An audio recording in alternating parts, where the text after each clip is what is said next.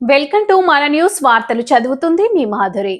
ఈ రోజు జాజిరెడ్డిగూడెంలో రైతులు కాంటాలు కాక ఇబ్బందులు పడుతున్నారు. పంటలు కోసి దాదాపు నెల దాటింది. వర్షాల ప్రభావంగా మెచ్యూర్ వచ్చిన ఒడ్లు తిరిగి వర్షం ప్రభావం వలన తేమ శాతం పెరుగుతుంది కాబట్టి అధికారులు స్పందించి రైతులకు తగిన న్యాయం చేయాలని రైతులు కోరుకుంటున్నారు.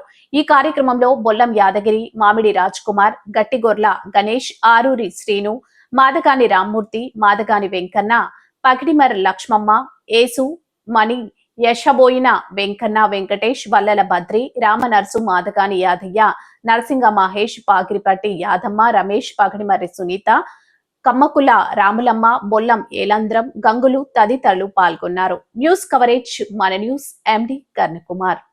రైతులం జాజిరెడ్డిగూడెం రైతులం ముఖ్యంగా అధికారులను ఉద్దేశించి తెలియజేసేది ఏమనగా ఈరోజు ఉరి కోసి మాకు దాదాపుగా నెల రోజులు దాటిపోయింది.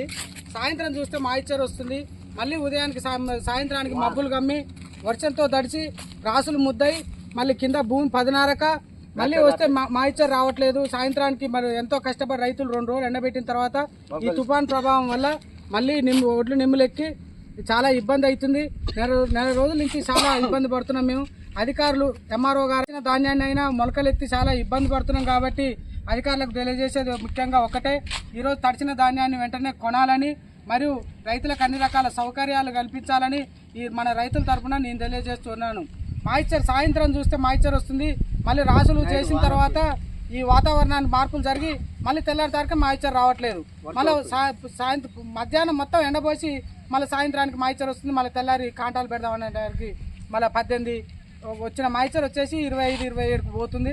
చాలా ఇబ్బంది పడుతున్నాం. మా యొక్క రైతుల అవస్థను గమనించి ఈరోజు మీరు ఒడ్లు కొనుగోలు చేయాలని అధికారుల యంత్రాంగాన్ని అందరినీ కూడా కోరుతా ఉన్నాం.